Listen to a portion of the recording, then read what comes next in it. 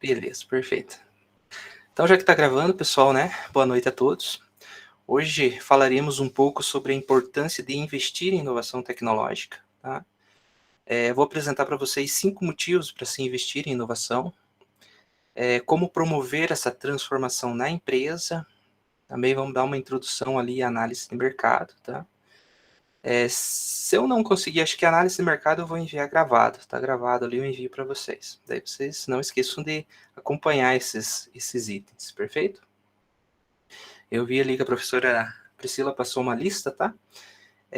Eu tenho alguns vídeos que estão gravados dentro da plataforma, mas aquilo que eu falei para vocês, como se trata de inovação, toda hora o mercado está mudando, né, dentro dessa área, então eu tenho algumas reportagens que eu vou acabar jogando em vídeo para vocês, perfeito?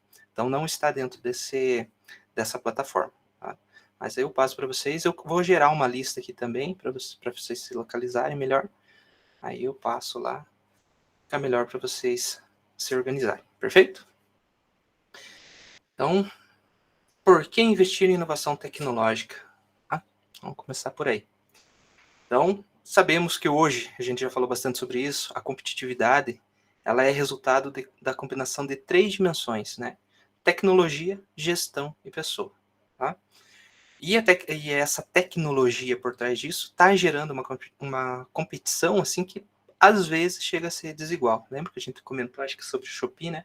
Deixa eu ver como é que tá a apresentação aqui. Puxa, deixei meu celular aonde? Aí, acho que não tá comigo o celular. Só vou minimizar esse vídeo aqui, pessoal. Melhorar um pouquinho essa apresentação, tá? Acho que assim fica melhor. Tá? Então, manter essas vantagens competitivas, ela requer um processo que exige permanentes esforços e permanentes inovações, inclusive monitorando constantemente tanto o mercado, né, como vocês provavelmente já viram em outras aulas, né, tanto o mercado econômico, né, que tem essas suas variações, assim também como o mercado concorrente, tá? Inclusive com tecnologias que são aplicadas. A gente falou bastante sobre o marketing, né? O marketing é algo que traz inovações, sabe? Assim, muito, muito rápida. Tá? Então, a inovação tecnológica, ela é uma demanda que surge para empresas que querem garantir essa competitividade e uma certa relevância no cenário que está cada vez mais digital. Ainda que gestores acabem identificando, então, um entusiasmo crescente em relação a essa transformação digital nas empresas, é essencial que se compreenda os motivos desses investimentos antes de iniciá-lo, tá? Para não acontecer aquilo de fazer uma aplicação de um software, às vezes muito caro, que não seria, digamos, que não vai te atender. Tá? Eu comentei com vocês sobre o software que eu desenvolvi. Uma mudança que eu criei dentro do software foi a avaliação dele. Antes eu vendia o software e entregava um demonstrativo em vídeo, nem era um programa, para a pessoa conhecer através do vídeo o meu produto e assim, né, optar em fazer aquisição ou não. Não tinha tantas vendas. A partir do momento que eu comecei a instalar e deixar esse software para as empresas utilizarem ele, né, até no início eu deixava assim, 30, 60 dias, já aconteceu de deixar, né, até mais às vezes, para que o cliente conhecesse, utilizasse, né, e depois tivesse então a adquirir essa confiança no uso do software, né, porque aquilo que a gente falou, a mudança ela assusta. Então, quando ele podia usar ali sem ter custo nenhum e ele via que realmente melhorava nas aplicações, por exemplo, de controle dele, ele vinha e fazia aquisição. Tá? E isso daí me trouxe, sabe, antes os vídeos não fechavam nem 50%. Tá? Então, a cada 100 ali, 100 vídeos que eu mandava para clientes que procuravam no site e demonstravam interesse, eu acabava fechando 40 vendas em média. E depois disso foi, assim, de primeira, já quase que dobrou. Tá? Chegava em 70%, 75% desses 100. Né? E até, inclusive, o que fez, outro fato que fez a venda melhorar, foi a possibilidade de cliente identificar aquilo que ele queria no programa. Tinha cliente, por exemplo, que queria ele completo, com gestão financeira, gestão comercial, controle de estoque, controle de comissão de funcionário, RH, emissão de nota fiscal, completo, né? Tudo. E todos os projetos, perfeito. Então tinha um valor X. Mas tinha aquele que só queria o projeto, não queria fazer a gestão. Então era um valor, né, Y. Então tinha essas diferenças. Também me fez garantir cliente. E esses clientes que pegavam, assim, digamos assim, sem todas as funções, né, só com aquele inicial, acabavam que aos poucos eles iam fazendo, iam se atualizando, iam fazendo upgrades ali nos sistemas, né, ia solicitando mais. Um mês ele falava, me passem então a gestão de cliente, né, que eu quero ver qual cliente, quanto que eu vendi no mês, então quero ter esse relatório. A gente liberava para ele essa função. Me passa a emissão de nota fiscal, a gente liberava. Então, eles conseguem personalizar o sistema. Tá? E por que a inovação tecnológica é uma prioridade? Tá? Então, as tecnologias, como a gente falou, estão cada vez mais presentes. Né? Eu passei para vocês aquele vídeo do Nexialistas, né? Que, na verdade, é o que? Um empreendedor. Que é aquele que consegue fazer nexos na coisa, que consegue pegar um problema e solucionar, né? Que ele não é um generalista, né? E ele não é um especialista, lembra? Então, ter hoje em dia um nexialista, né, dentro de uma empresa, dentro principalmente do MEI, né, ou um empresário mesmo que desenvolveu ali, seja esse nexialista, né, que consiga aplicar e gerenciar essas inovações da empresa, é muito requisitado no atual mercado. Né? Pesquisas revelou que até 2020, essa pesquisa é um pouquinho, né, já passou, seria 60% das equipes de TI iriam adotar a inteligência artificial, né, visando aumentar, então, e otimizar e acelerar a operação de tecnologia. Aqui para 2023, a pesquisa ela prevê que 65% dos diretores de TI serão os líderes empresariais que vão evoluir as suas empresas, né, em centros de excelência, visando então um apoio à inovação. Eu não sei como é a empresa de vocês, o cotidiano de vocês, mas normalmente quem que é o responsável, por exemplo, de fazer uma implantação de sistema, de rede, de novo computador? O TI ele é bem requisitado nessa hora, né? Por exemplo, computador tá lento. Quem que eles vão chamar para ver?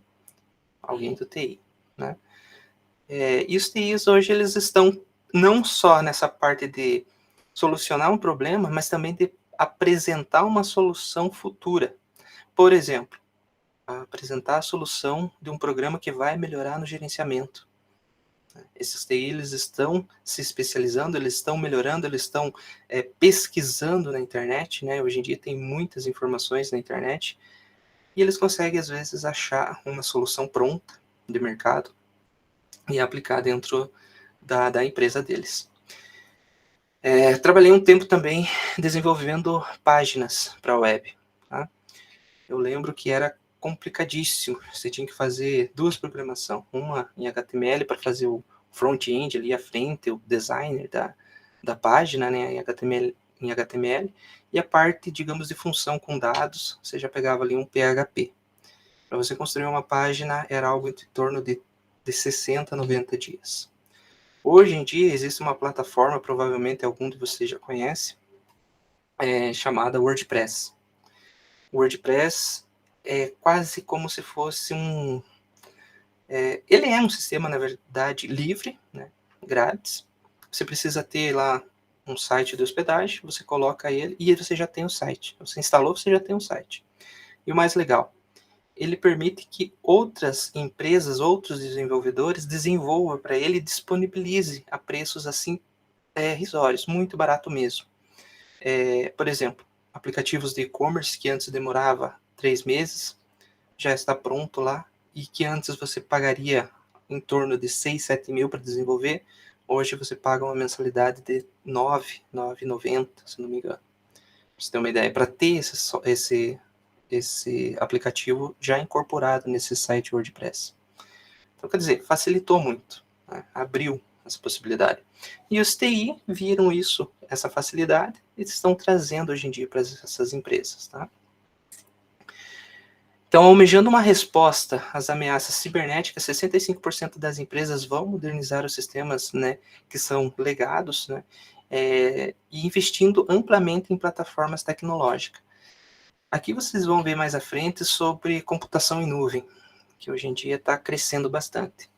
Antes, para você ter, por exemplo, um sistema gerencial, você precisaria ter um servidor. Né? Na minha época era muito utilizado isso. Hoje não. Hoje o servidor ele está na nuvem. Você não tem mais, digamos assim, os dados armazenados dentro de um computador, de um CPU dentro da sua empresa. Tá? É um exemplo dessa melhoria de informação, essa melhoria de tecnologia. E o que é o mais legal?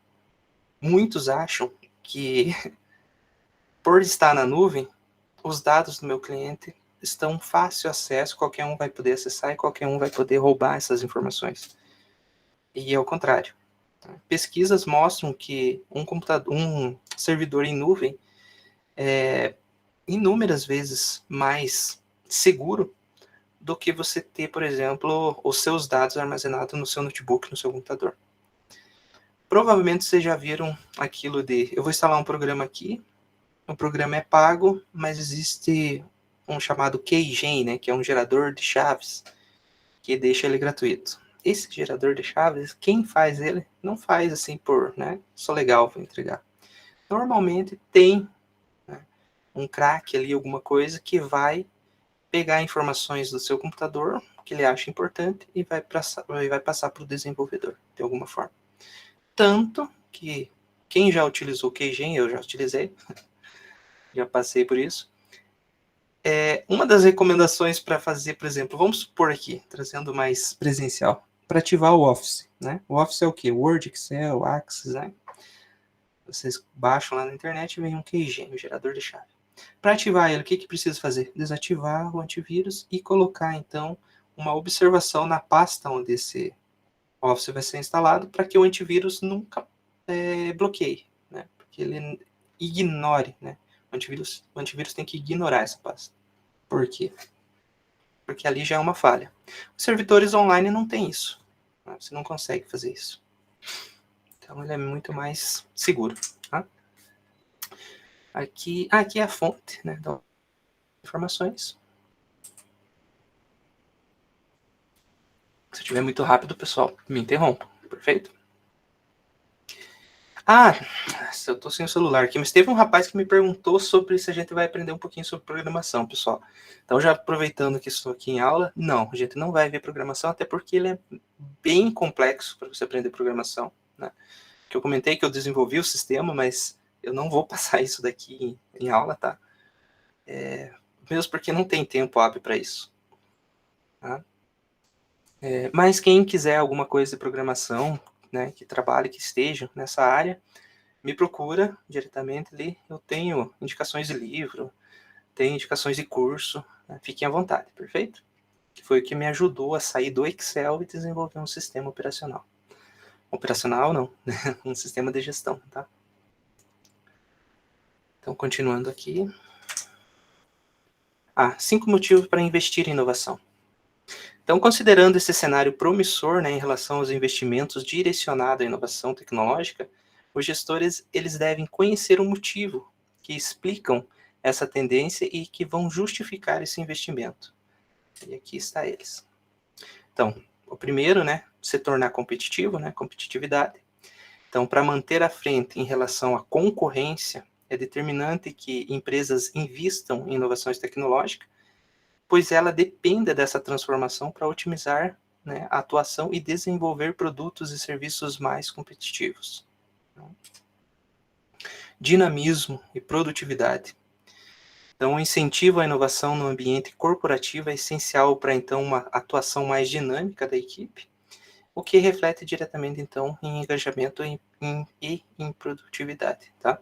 Então, a inovação ela visa esse dinamismo, a organização, digamos, ela vai ter uma incorporação com os colaboradores, né, causando mudanças nos processos e tornando esses processos cada vez mais eficazes, mais ágil. aquilo que era feito, por exemplo, manualmente, deixa de ser manual e começa a ser utilizado através de um sistema de gestão, né? Então, vamos supor lá o controle de cliente, né? Trazendo bem para o básico mesmo. Aquele caderninho do fiado não vai existir mais, né? Você vai ter uma gestão através de um sistema. Que, inclusive, acho que eu já comentei para vocês, né? De uma atualização que eu fiz no meu sistema de gestão, que mandava a cobrança para o cliente. Tá?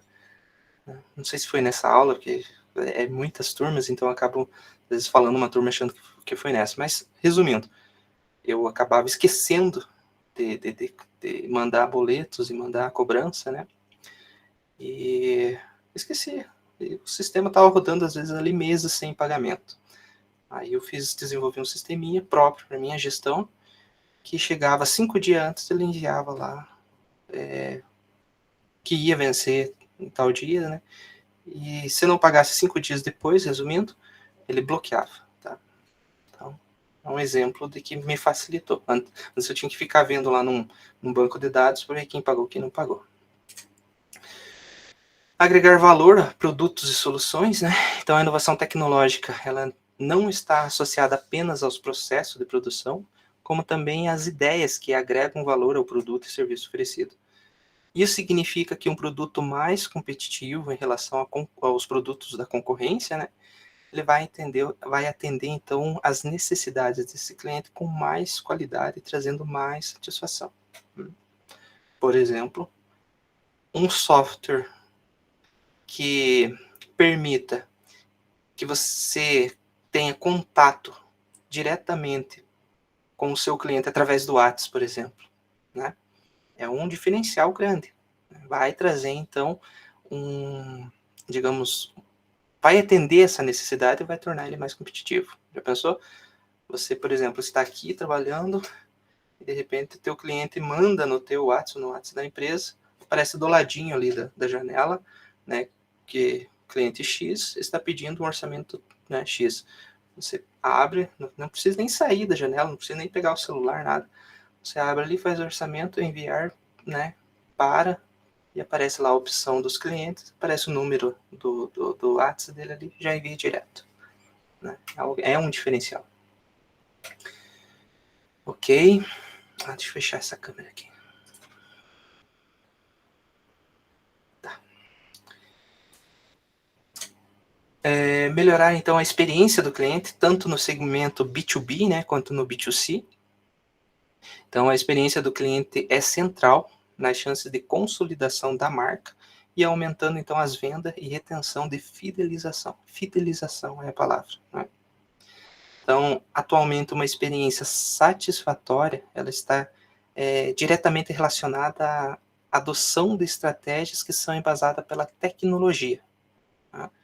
Então, como um autoatendimento, que a gente comentou, né, que precisa ser bem automatizado, né?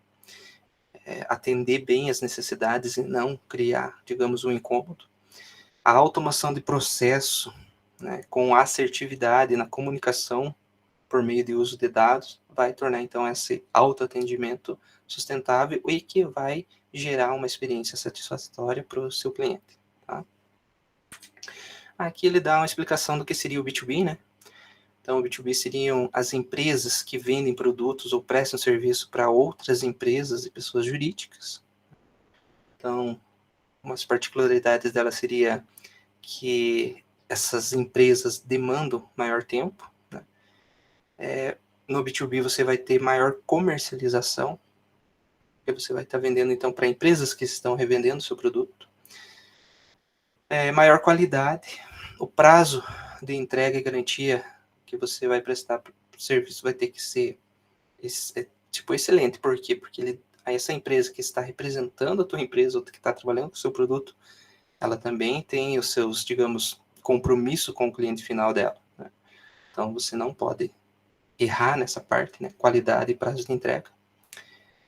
E tem clientes fiéis, né? Com pedidos que são periódicos, né? Porque elas sempre vão precisar repor esses estoques no B2B. No B2C já são empresas que vendem produtos ou prestam serviço para o consumidor final, que seriam as pessoas físicas. Nesse caso, elas têm um consumo imediato, né? porém tem uma baixa fidelidade dos clientes. Por quê? Às vezes um cliente lá como é final pode comprar um produto seu e nunca mais retornar, né, ao seu site, à sua loja, ou, né, ao seu estabelecimento. E uma competição, nesse caso, ela é alta, devido ao número de fornecedores. Inclusive, como a gente já comentou, aqueles fornecedores que não estão nem mesmo no seu país, né? Que são os fornecedores online, que conseguem até, às vezes, preço mais baixo, porém não consegue aquela fidelização por prazo de entrega e nem por prestação de serviço pós-venda. Tá? Então, eu costumo até brincar, né? Às vezes, a maioria das vezes, eu prefiro comprar produto aqui, nacional do que internacional. Porque eu sei que se der um probleminha, eu pego ali meu WhatsApp, já converso, né, a pessoa já me retorna, a gente consegue uma devolução rápida, até mesmo pelos correios, fica rápido. Né? E já quando é lá de fora, o processo é bem mais lento.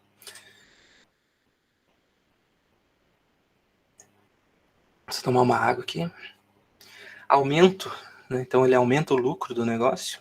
Então todos os benefícios anteriores vão resultar nesse aumento do lucro. Né? Afinal, a marca vai melhorar a sua atuação no mercado e no que se refere à concorrência em relação com os clientes e também produtos, né, com melhor qualidade. E dessa forma é possível, então, não, é certeza que vai aumentar as vendas, né? Perfeito.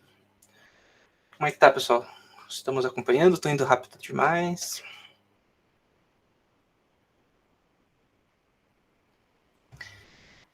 Rapaz, aqui tá uma chuva, mas tá um calor. Meu Deus do céu. Parece que a chuva está caindo quente. Água quente até. Tá? E aqui agora a gente vai ver, então, como promover a transformação na empresa. Tá? Então, a promoção da transformação digital na empresa, ela não vai ocorrer rapidamente. E ela depende de diversos fatores, né? Ou passos que devem ser acertados por partes dos gestores. Né? Lembrem, nunca tirem isso da cabeça, na verdade. Ambiente, né?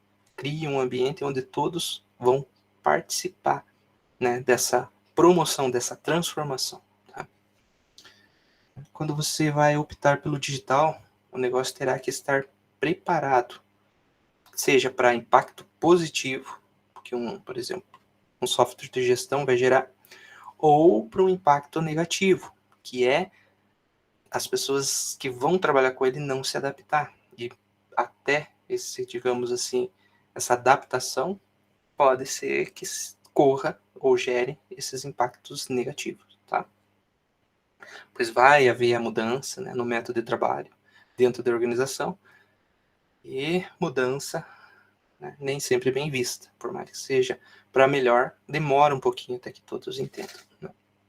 Por isso, então, ter um projeto bem estruturado para essa transição, para essa transformação, se torna essencial. Aqui eu vou trazer, então, o progresso da transformação digital. Né? São 3 passos básicos, bem iniciais mesmo. Tá? Então, primeiro, seria identificar as principais limitações, né? Diagnosticando quais investimentos em tecnologia seria mais vantajoso.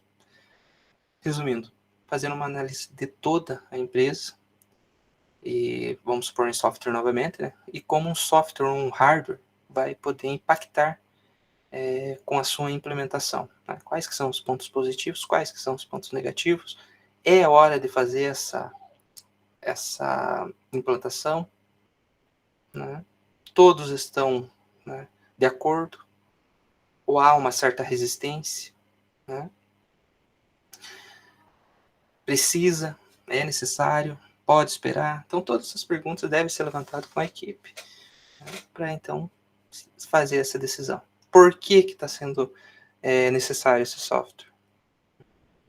Normalmente é porque tem algum problema que precisa ser resolvido, correto? Estruturar e incentivar uma cultura organizacional mais dinâmica e favorável à inovação. Só um pouquinho. Deixa eu ver aqui como é.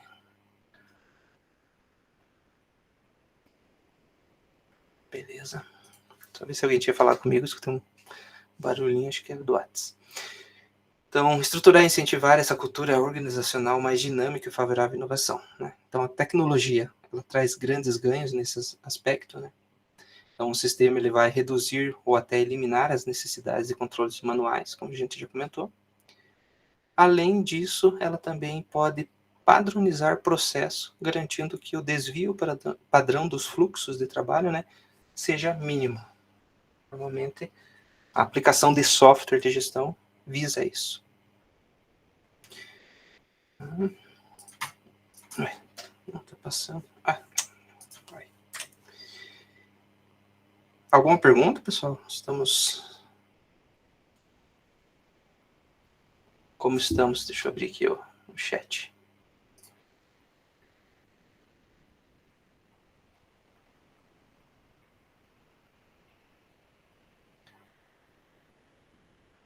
Tudo certinho? Então vamos lá. Então, o terceiro, fazer investimentos acertados ao avaliar estrategicamente quais tecnologias vão viabilizar, então, uma atuação mais competitiva. Então, esse investimento em tecnologia também pode melhorar a experiência do cliente com a sua empresa. Isso tem que ficar claro.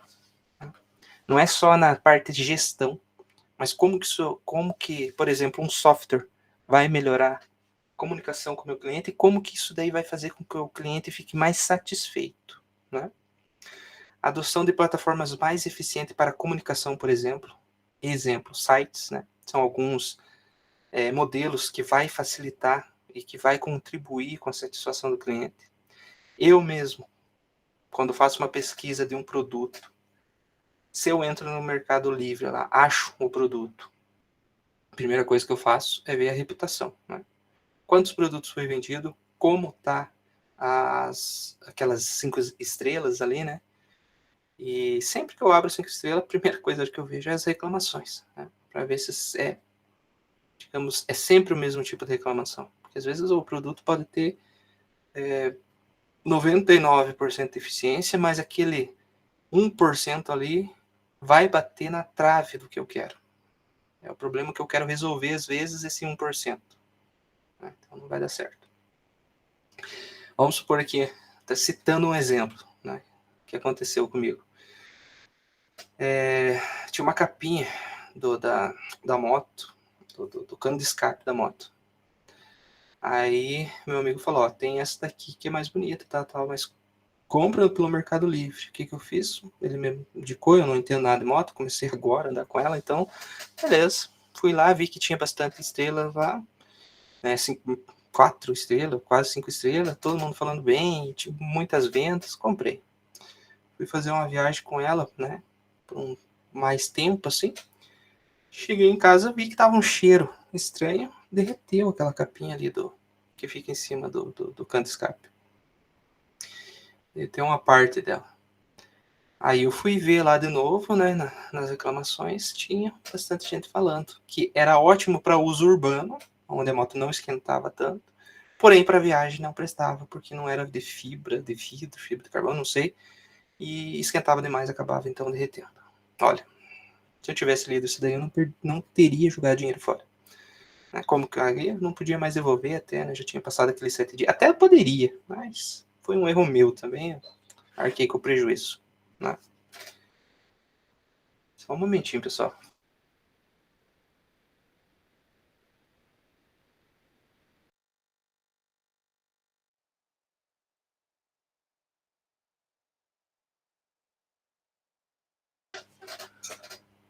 Perfeito.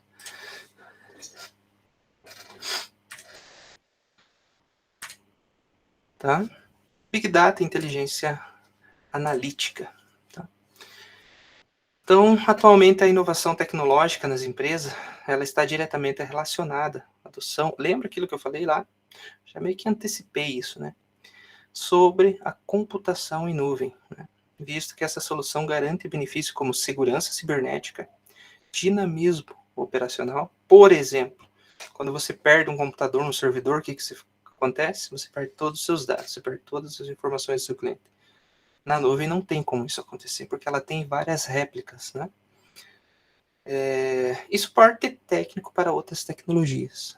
Esses servidores, por exemplo, podem disponibilizar, se você tem uma filial, por exemplo, que todas essas filiais fiquem conectadas com essa nuvem, esse banco de dados, e permita com que não fique replicando, não fique, por exemplo, se fosse um servidor, você teria que terminar o final do expediente, gerar um backup e mandar para outra empresa. Digamos, atualizado. Né? Já com a nuvem, não. Em qualquer lugar do mundo, ele vai ter acesso a esse banco de dados. Tá? E aquilo que eu falei, o fato de estar online na nuvem vai causar medo ao usuário leigo. Né? Pois passa aquela impressão de insegurança na internet. Mas é realmente o contrário. Tá?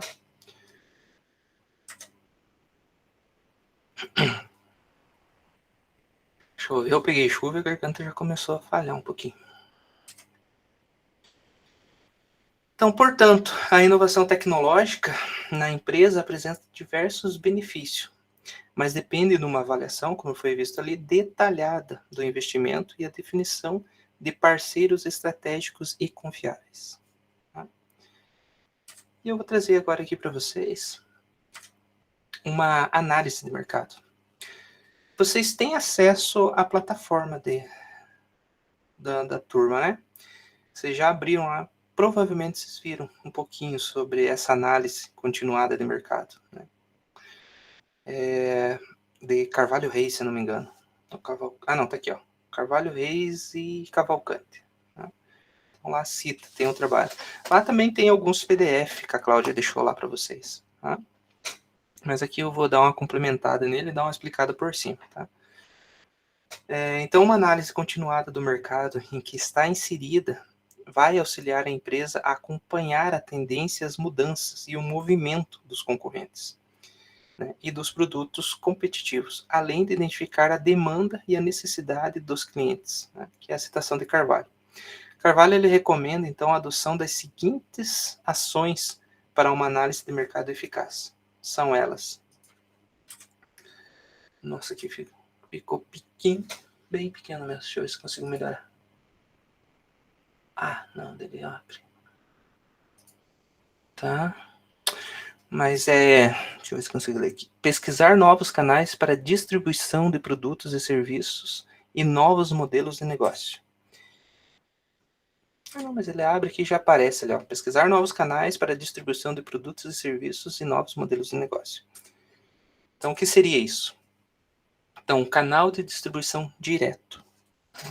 Provavelmente, se vocês viram isso aqui, pessoal, nas aulas anteriores, podem comentar aqui que a gente pula ele, tá? Se ficar repetitivo. Então, o que seria esse canal de distribuição direto? Né? Então, seria o contato direto com o cliente, né? O que permite desenvolver um atendimento mais personalizado, lembra lá? Dois exemplos comuns são os representantes comerciais, né? E consultores que realizam venda por catálogo. Tá? A gente falou lá a diferença entre o B2B e o B2C, né? Seria mais ou menos isso. Então, no canal de distribuição direto, apesar de proporcionar um volume de venda menor, e até mesmo, né, por conta de um número de clientes reduzido, ele, com essa venda direta, todo o lucro vai ficar com a empresa, o que possibilita estabelecer, então, uma política de preço mais agressiva. Eu tenho um bom exemplo aqui para citar para vocês, né? Mas no final, vamos ver o outro aqui, né? Canal, então, de distribuição direto, canal de distribuição vertical ou indireto. Que já é o contrário. Então, o canal de vertical ou indireto, a distribuição é realizada por intermediários, né? Que passam a ser os responsáveis pela operação até a mercadoria chegar ao cliente final. Então, os intermediários podem ser, por exemplo, uma distribuidora, né? Um atacadista, uma rede de varejo, né? São intermediários indiretos que vão controlar a distribuição e com isso, então, passa a haver a necessidade de pagamento de comissão já nesse caso, né? O que vai elevar o custo do produto. Então, para vocês terem um lucro, vocês vão ter que repassar esse custo da comissão, por exemplo. Em contrapartida, é possível alcançar muito mais clientes e vender em volumes muito maior. Tá? E o último aqui é a mistura, é o híbrido, né? Então, múltiplo ou híbrido, tá? Então, como o próprio nome sugere, né? O canal de distribuição múltiplo ou híbrido é uma mescla entre o canal direto e indireto. Nessa modalidade, o fabricante então mantém o contato direto com o cliente, anunciando seus produtos e prestando suporte, enquanto que os intermediários atuam mais como uma distribuidora mesmo, né? Disponibilizando esses produtos e mercadoria para os consumidores finais. A gente pode trazer aqui, por exemplo, o Mercado Livre, faz muito isso, a Amazon, Americanas, né? Empresas que têm seu comércio físico acabam vendendo nessas plataformas. Tá? O exemplo que eu citei, voltando aqui para o meu software, no início, eu comecei a vender pelo meu site, pelo YouTube, pelas redes sociais. Então, basicamente era direto, né? Porque eu fazia o contato direto com aquele que tinha interesse. Até uma empresa, uma associação, na verdade, entrar em contato comigo e querer distribuir para todos os que eram associados. Então, fizemos uma parceria. Eu dava o curso na associação, ela disponibilizava o local, pagava minha passagem, estadia, tudo. Eu ia lá, fazia o curso, ensinando como mexer com o programa e tal, e beleza. Ela me pagava um valor por mês por isso, e eu entregava, por exemplo, 100 licença lá. Então, fazia um contrato e perfeito. Ela, digamos que fazia essa venda. Depois, teve também com algumas empresas fora. Né? Essa era a Divipar dentro do Paraná. Depois teve a Anvit, né, que é de São Paulo. Depois teve outras empresas que eram fábricas de vidro que queriam vender para as vidraçarias. Né? Então, também eu tinha esse... E eu mantive vendendo também pelos canais, que seria o meu site, e também pelas redes sociais. Formando essas parcerias. Até hoje eu tenho essas parcerias. Né? Hoje eu acabei limitando um pouco, ou melhor, mudando essa plataforma de parceria, porque eu não estava mais conseguindo controlar. Né? Era a Divipar com 16 têmperas, aí tinha a Vit, que era mais, acho que umas 40 têmperas, aí tinha mais as por fora. Então ficava, sabe, estava muito complexo para mim. O que eu fiz? Existe uma associação chamada Vidraceiros do Brasil. Passei para ela e ela faz essa gestão. Então, ela me presta contas. Né? Tá funcionando assim, né? Tipo, reduziu meus esforços e consegui ampliar ainda as vendas. Tá, vamos continuar aqui. Um outro exemplo, citando esse daqui, um outro lado, né, da moeda. Um amigo, ele faz facas, faca com churrasco, sabe? Mas ele faz de disco de arado, assim, fica a coisa mais linda e eficiente, sabe? Pega um fio e não perde o fio. E ele tem todo um jeito de temperar esse aço e tal. E um dia, comentando, né, com ele, a gente falou por que ele não vende no Mercado Livre. E ele disse que já tentou, só que ele não conseguia produzir tanto quanto vendia. Teve um caso lá que vendeu e não conseguiu entregar dentro do tempo que era disponibilizado. Então ele preferiu manter, digamos, a venda direta. Né? Porque ele, que nem diz ele, eu tenho, digamos, o dom ali para fazer essas facas. Para mim abrir, digamos, uma empresa, contratar outras pessoas, eu posso estar reduzindo a qualidade das minhas facas e eu não quero isso. Então ele, né, preferiu manter o primeiro modelo de distribuição que seria o direto. Ele vende ali o que ele tem, o que ele consegue produzir, e para ele tá bom assim. Tá? Beleza?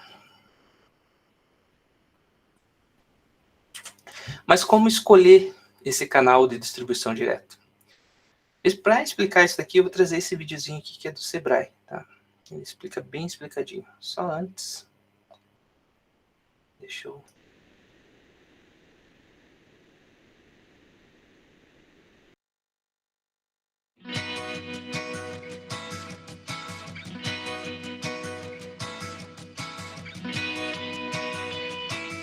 Olá! Sabia que apenas ter um bom produto não é o bastante?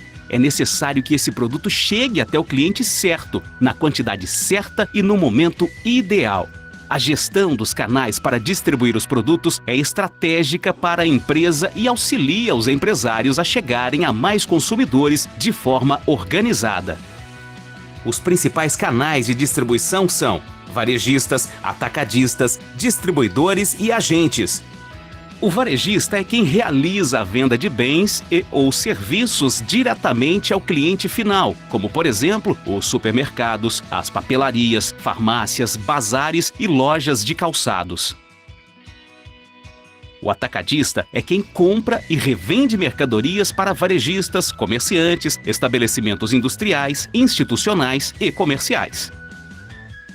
No Brasil, se destacam também os atacarejos, lojas que vendem produtos no atacado, mas também oferecem bons preços para o consumidor final. O distribuidor é quem vende, armazena e dá assistência técnica em uma área geográfica delimitada de atuação e, na maioria das vezes, busca atender demandas mais regionalizadas. Os agentes são pessoas jurídicas comissionadas, contratadas para vender produtos de uma empresa, como, por exemplo, os representantes comerciais. Existem 3 formas básicas de distribuição: exclusiva, seletiva e intensiva. A escolha de um canal de distribuição eficiente é uma importante etapa do marketing, pois é por meio dela que a empresa atingirá seu público-alvo. No sistema de distribuição exclusiva, o próprio fabricante escolhe seus revendedores, autorizando-os a distribuir de forma exclusiva os produtos e controlando a qualidade da distribuição. O sistema de distribuição seletiva ocorre quando o fabricante vende por meio de um grupo selecionado de canais. O sistema de distribuição intensiva aplica a lógica de quanto mais canais de distribuição, melhor. Saiba que a seleção e o gerenciamento dos canais de distribuição são atividades fundamentais do marketing. Muita atenção, pois a definição e gestão correta dos canais de distribuição são atividades-chave para o crescimento sustentável do negócio.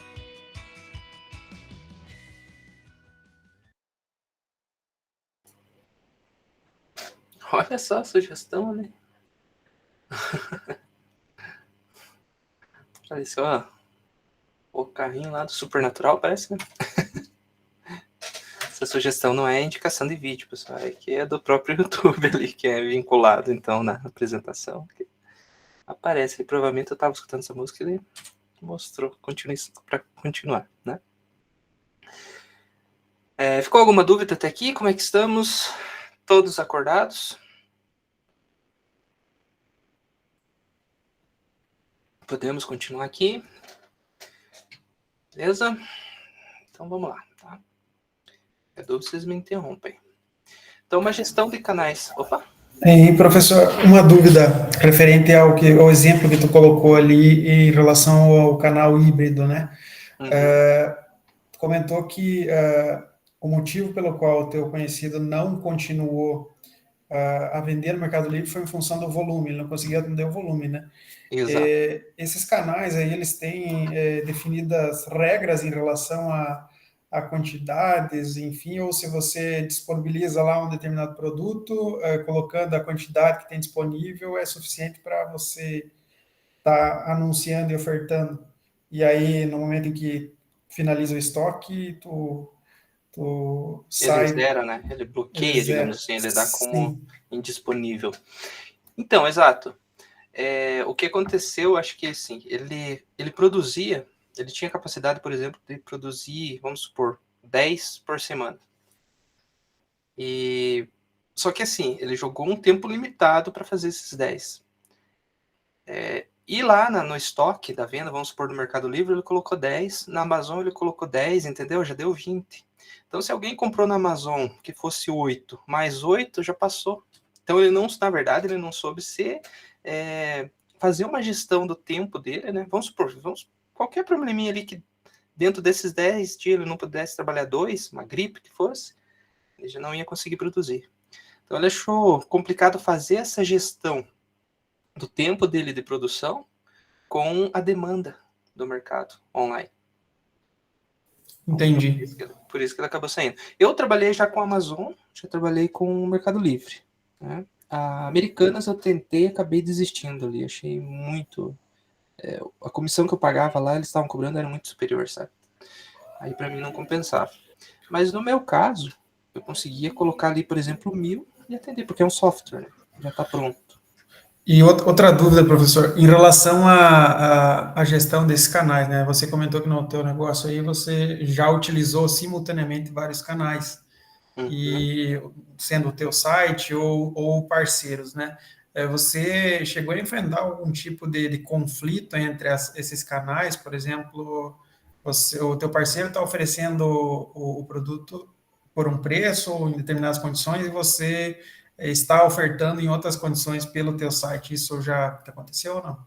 Sim, bastante. Porque as associações, para quem era sócio, ela conseguia 50% de desconto, né? Essa era, digamos assim, o chamariz deles. Só que o que acontecia? Muitos não eram sócios, entravam no meu site e falavam, olha, mas como é que na associação eu estou pagando, vamos supor aqui, por exemplo, 50 por mês, mas aqui você está me cobrando 100 por mês. Eu não estou entendendo isso. É claro, eu pegava, explicava, né? Tinha que explicar. Olha, se você se tornar sócio, é igual um clube. Hoje em dia, se você está dentro de um clube, você vai ter um desconto lá, por exemplo, no evento do clube, por ser sócio. Então, eu explicava isso. Você tem que ter sempre, né, digamos assim, bem organizado. Porque a associação, ela não vendia para quem não era sócio com esse desconto. Se a associação fizesse isso, aí me quebrava as pernas. Graças a Deus não foi, nunca aconteceu, sabe? A associação e as Tempera, até eles conseguiram adquirir mais sócios, né, e clientes por causa do aplicativo. Uhum. Aí era voltado para um público específico e fechado ali, onde não afetava o público que você estava atingindo pelo teu site, por exemplo, ou pelos outros canais. Exatamente. Ó, um outro exemplo que aconteceu comigo. Teve uma empresa grande que ela comprou 100 licenças, né, minha, por um ano. Ela pagou, assim, sabe? Pagou tudo, assim, à vista. Nossa, foi o que me deu um up, consegui até melhorar o sistema, né? Contratar mão de obra especializada por fora, melhorar a divulgação, tudo. Mas o que ela fez? Ela comprou esses 100 e para aqueles clientes que tinham um valor, ela fez uma promoção lá, que eram clientes e mantinham todo mês uma compra de X, por exemplo, lá, né? Um valor X por mês, ela estava dando de graça esse aplicativo. E ela fez um marketing, assim, que foi excelente, sabe? Apareceu em tudo. Mas o que me apareceu de gente entrando no site, porque daí tava o nome do programa, eles pesquisavam no Google, dava no meu site, me pedindo de graça isso daí. E para explicar isso daí que foi o mais terrível, sabe? Foi, digamos assim, o maior conflito que eu tive foi esse. Entendi. Eu tinha que passar o contato da empresa e falar, ó, se você é cliente, mas eu nem conheço a empresa e tá aqui no anúncio que é de graça. Agora eu quero de graça. Situação que tu nem imaginou que ia acontecer, né? Não. Foi Uhum. assim, algo que. Daí até eu conversei com o rapaz do marketing deles lá, né? Eu falei, olha, evidencia o máximo que essa programa gratuito é apenas para aqueles que são clientes da sua empresa, porque senão você está me criando um conflito que eu não estou conseguindo resolver aqui. Entendi. Mas são questões que tem que se levar em conta, né, nessa questão da gestão dos canais, né? Exatamente, exatamente. Por isso que fazer uma boa gestão, tipo, é difícil prever 100%, né, que nem eu falei, mas tenta reduzir o máximo, porque vai acontecer um conflito, principalmente quando você abre vários canais, e esse tipo de parcerias, principalmente, vai te gerar esse probleminha. É comum. Legal. Obrigado, professor. Imagina, eu que agradeço. Né? E ó, é o que a gente está falando aqui, ó, uma gestão então de canais eficiente vai possibilitar, né, a elaboração de estratégias que são capazes de melhorar o desempenho da empresa e aumentar então a participação no mercado. Né? Pode gerar algum problema, como foi o exemplo que aconteceu comigo, né? Mas tenta reduzir o mínimo aí, né, usando exemplos aqui que são dados na aula. E uma coisa, se você está dentro de um segmento, vê o que o teu concorrente está fazendo. Tá? Pega 3 concorrentes assim que são topo do mercado. Qual que é os tipos de ações de marketing eles fazem? Quais que é o tipo de promoção que eles fazem? Como que ele chega até o cliente? Né? E ali você vai conseguir até, às vezes, identificar problemas que os seus concorrentes estão tendo, e vocês podem ganhar, né, digamos, desse teu concorrente com soluções. Você já consegue, então, dar um passo à frente. Tá? Então, opa, não passou aqui. Não passou, agora passou. A definição do melhor canal de distribuição para cada empresa sempre irá, então, depender de diversos fatores, como tipo de produto ou serviço, né? Exemplo lá da faca do software, né? Eu, como software, consigo vender de um dia para o outro 1.000 tranquilo, né? Vou atender essas vendas. Faca, já ele não conseguiria, né? Então, você trabalha com algo de consumo popular, né, ou mais exclusivo, você vende em grande quantidade, consegue produzir, ou em poucas peças. Então, isso tem que ser avaliado. Público-alvo, quem são os seus clientes? Quais são as suas preferências? Quais são os hábitos de seus clientes, né? O hábito de consumo dele? Qual é o poder aquisitivo? Tá? Então, tudo isso daqui tem que ser levantado. Localização, onde seu público-alvo está? Qual locais eles frequentam? Há intermediário por perto para que você consiga fazer, por exemplo, uma parceria ou uma promoção, né? Ou uma parceria para gerar uma promoção. Hoje em dia, a gente vê muito isso. Duas empresas que formam uma parceria para vender dois produtos, né, casados, digamos assim. Né? Como deverá ser a logística para atender essa região? Você vai conseguir entregar em tempo hábil? Hoje em dia, com o Mercado Livre, você sabe que vocês conseguem, por exemplo, colocar produtos físicos. Vocês mandam para o Mercado Livre e eles fazem, então, a logística de distribuição. Né? Que provavelmente você já deve ter acessado lá e visto que tem aquele full ali do lado, né? Que normalmente é 3 dias está na sua casa. Quem faz toda a logística de distribuição é o Mercado Livre. Né? A Amazon também tem isso. Então, essas e outras perguntas, como eu falei, podem ser facilmente respondidas através de um estudo, né,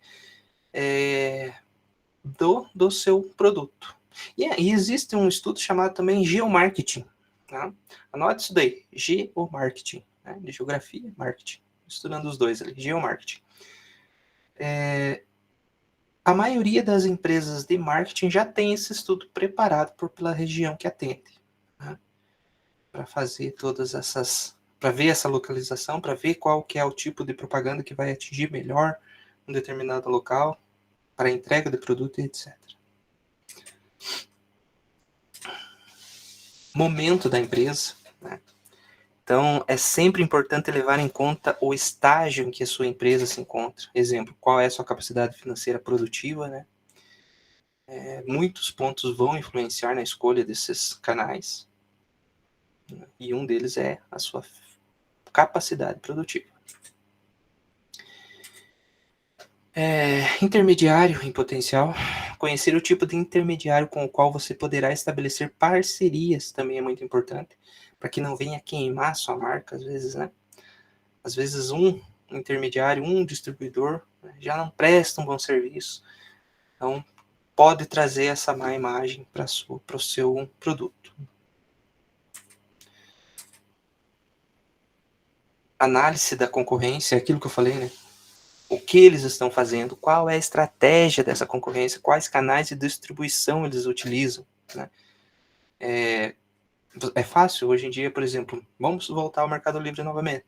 Vocês conseguem ver ali o produto, quantos foi vendido e qual que é as reclamações. Então, analisando a sua concorrência, né, esse produto, você já consegue perceber se é bom colocar no Mercado Livre e, às vezes, com as reclamações, melhorar o seu produto. Né?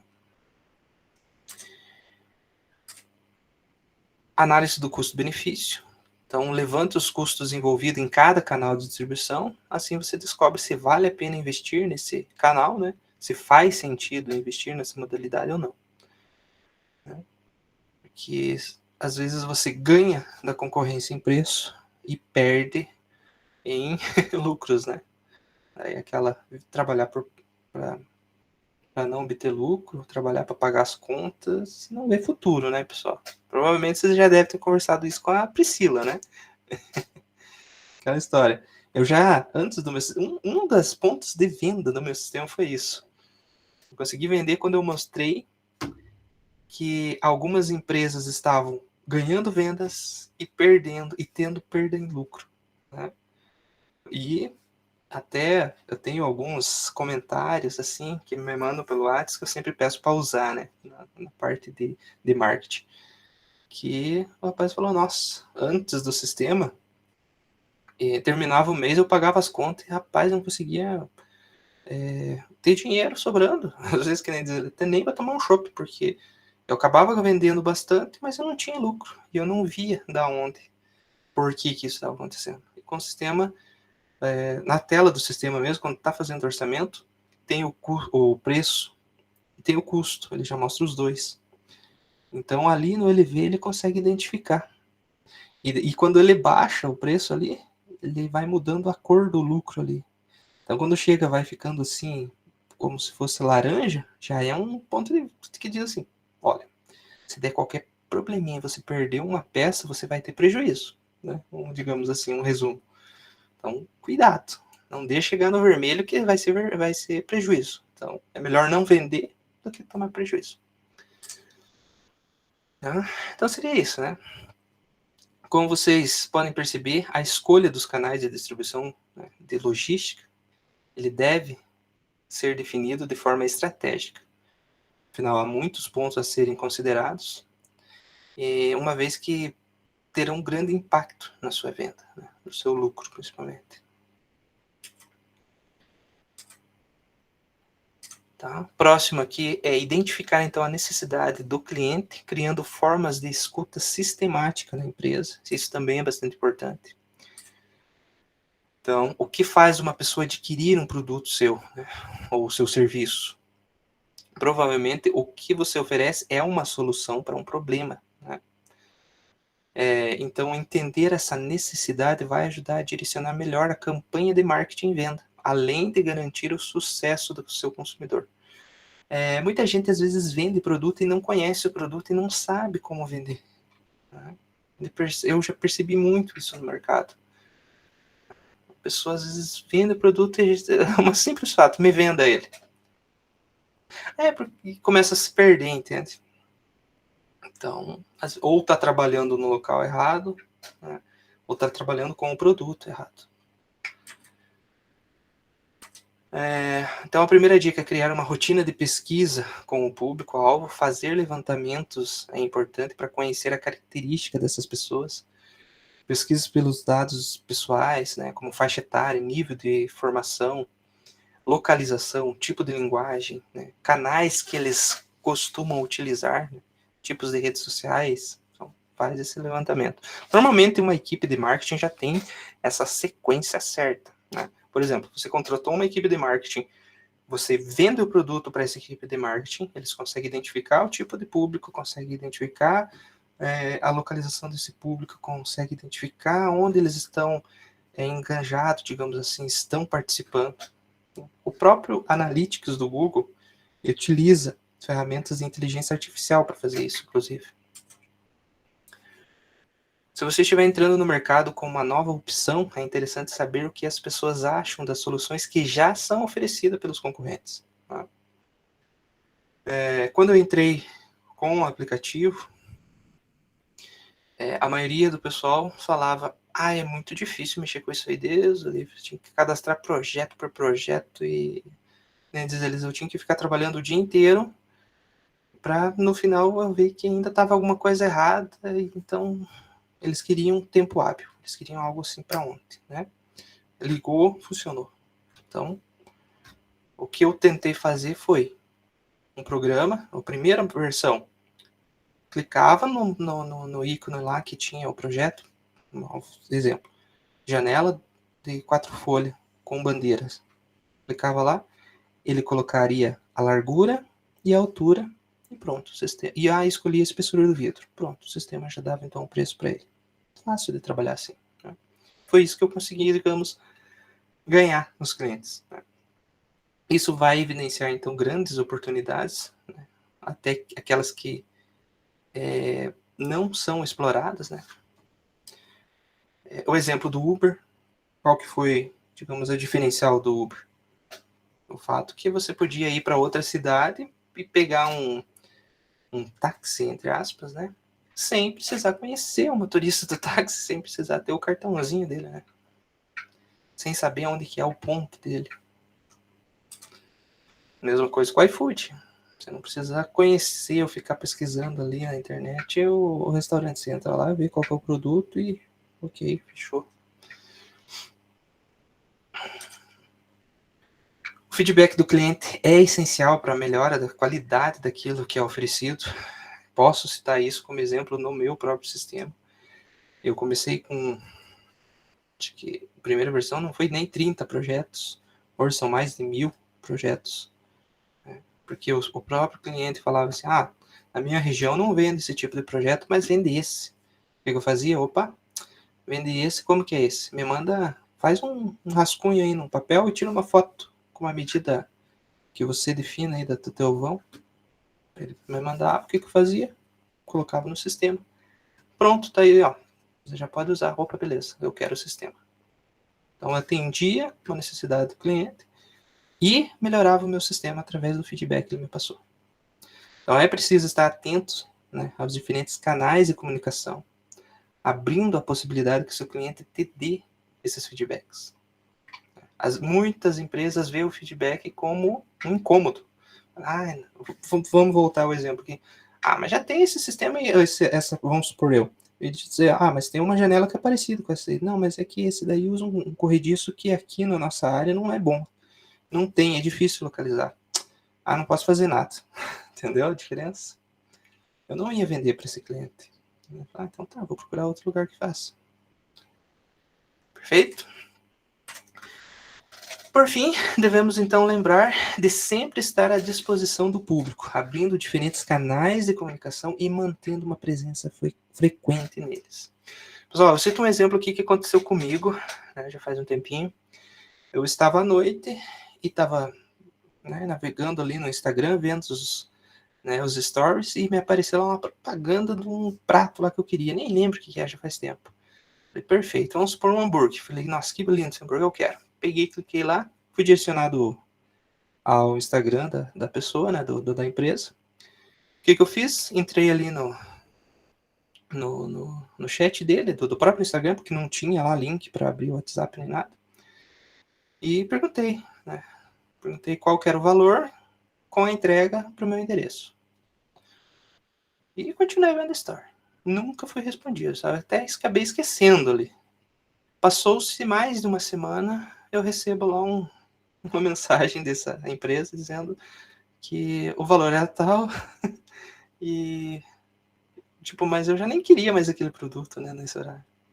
Então, se vocês vão ter um canal de comunicação, mantenha presença nele, porque senão você vai ser pior, na verdade. Vocês vão ter, digamos assim, um canal que vai afastar cliente.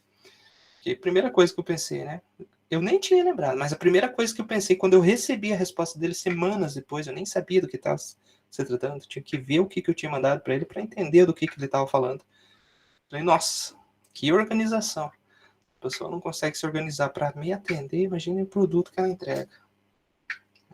O que me passou assim de relance na cabeça.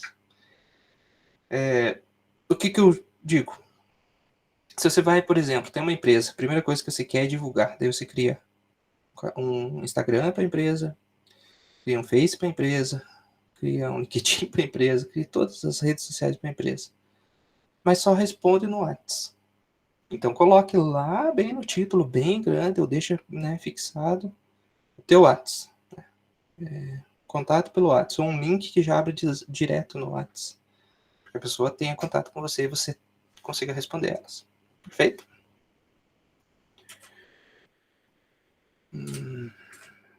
E aqui é uma planilha que ele traz um perfil ideal de clientes. Eu vou passar para vocês lá. É bem básico só, tá? Bem básico mesmo. Tá? Essa planilha ela atribui uma pontuação pelo perfil do cliente, né? E ela está aqui, ó. Exemplo ali, ó, coloquei exemplos, né? Mas tem cliente de 1 a 10. Note, deixa eu só abrir aqui, fica melhor. Ó, nota que aqui tem a pontuação que é automática que ele dá, com as respostas que vocês vão inserindo aqui. Para quem está iniciando, pode até ajudar. Um sistema normalmente faz isso daí já, quando você cadastra o cliente, ele já faz automático. Mas essa planilha, ela dá a pontuação automática, tá? Então, data do primeiro contato, data da primeira compra, que ele já consegue identificar quanto tempo, né, esse cliente demorou para comprar seu produto, né? Que foi esse daqui, ciclo em dias. Valor da primeira compra. Custo de aquisição do cliente. Por exemplo, você fez lá, vamos supor, um investimento de marketing digital por uma semana e pagou, sei lá, R$100, né? Bem baixo. Conseguiu atrair 100 clientes. Então, o custo dele foi R$1, correto? Dentro dessa semana. Dentro dessa semana você conseguiu 100 clientes. Nossa, tá ótimo, pessoal. Tá. R$100, 100 clientes? Nossa, um sonho. Custo de aquisição do cliente, né? Seria isso. Então, total comprado, né? Porque ele normalmente, se ele voltou a comprar, ele vai acumulando ali. Vocês vão inserir ali. Facilidade para vender, tá? Aquele cliente que liga para você, fala, eu quero o produto, tal, manda aqui e já me manda o Pix. E tem aquele cliente que liga para você, pede, vamos supor, roupa. Pede um condicional de roupa, você envia lá 3 malas para ele te devolve as 3 malas e fala assim, não gostei de nenhum, vou deixar. Passa 3 dias, pede lá uma camiseta que estava naquele condicional lá, você nem lembra o que era. Então, a dificuldade de vender para ele, né? É mais difícil. Frequência de compra, né? Tem uma frequência de compra anual, semestral, trimestral, né? Semanal, etc. A data da última compra, se o cliente está ativo ou não, o total faturado, data de encerramento ou entrega, né? Rescindiu o contrato, devolveu a compra. Isso daí, para quem vende no Mercado Livre, é ótimo. Às vezes tem aquelas devolução, né? Tempo na carteira em dia, desde que você vendeu a primeira vez até o, né? Como ele é ativo até hoje. Nível de energia para atendê-lo. Aquele cliente, por exemplo, vamos levar lá o exemplo do meu sistema. Compra, mas fica o dia inteiro pedindo para você ensinar uma coisa que você já ensinou 10 vezes para ele. Né? É quase... Eu tenho, né, aqui entre nós, eu já tive cliente assim, que ele comprou o sistema, mas achou que tinha me contratado. Porque chegava um cliente, ele me ligava, tô com um cliente aqui, tem como você abrir aqui o sistema e fazer um orçamento para mim? Opa, peraí, mas eu já ensinei teu funcionário. Mas ele não sabe, faz aqui para mim rapidinho para mim não perder o cliente. Aí, tipo, acho que até bonzinho demais, eu abria lá, né, pede pro teu funcionário ver, e coloca ele no telefone que eu vou ensinando aqui, vou fazendo pro teu cliente. Fazia. E daí criou aquele mau costume. Eu até algum dia eu tive que falar, meu amigo, desculpa, mas se for assim eu vou ter que comprar de salário, porque, né, eu tô trabalhando para você, na verdade, não é o sistema que tá trabalhando, não é só o sistema que tá trabalhando para você.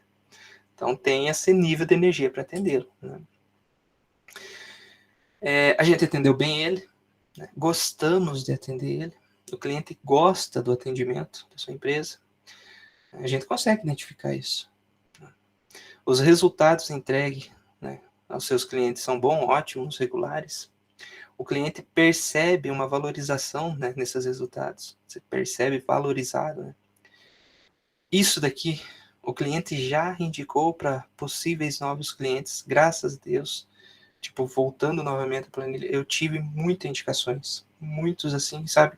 Nessa área até, os vidraceiros são amigos e eles acabam indicando. Se auxiliam. O cliente aceita receber ligações para recomendações.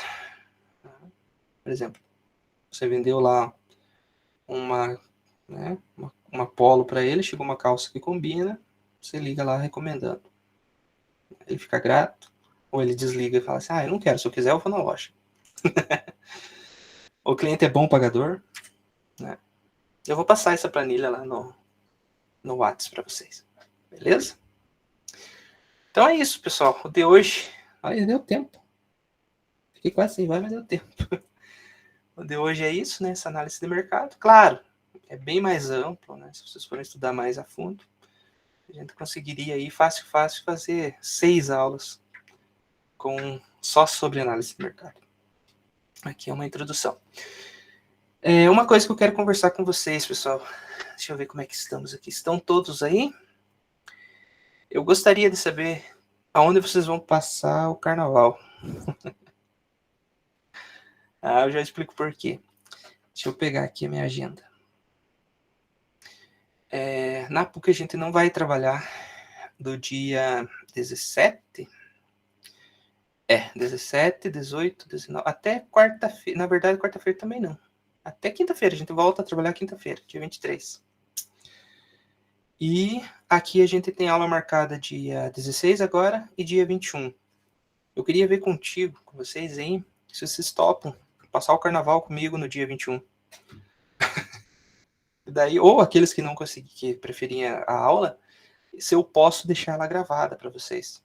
Tá?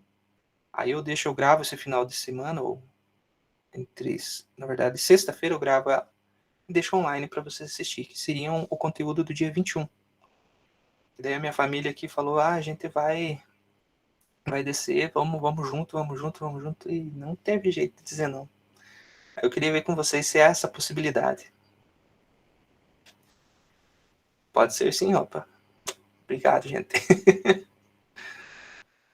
Mas vocês também vão, daí, pense bem, vocês também podem. Sim, para mim, perfeito. Perfeito, Ana Cláudia. Tem que aproveitar, gente, feriado. Não sabemos o que será para frente, então vamos curtir esse carnaval. Ainda dá mais tanto tempo sem, né, pandemia e tudo mais. Então pode ser, pessoal, todos de acordo? Se alguém quiser me mandar ali, não quiser, né, me manda pelo WhatsApp lá, perfeito? Mas em todo caso eu vou deixar um material para aqueles que quiserem, né, assistir no dia 21, ou até antes, a aula vai ficar gravada, perfeito?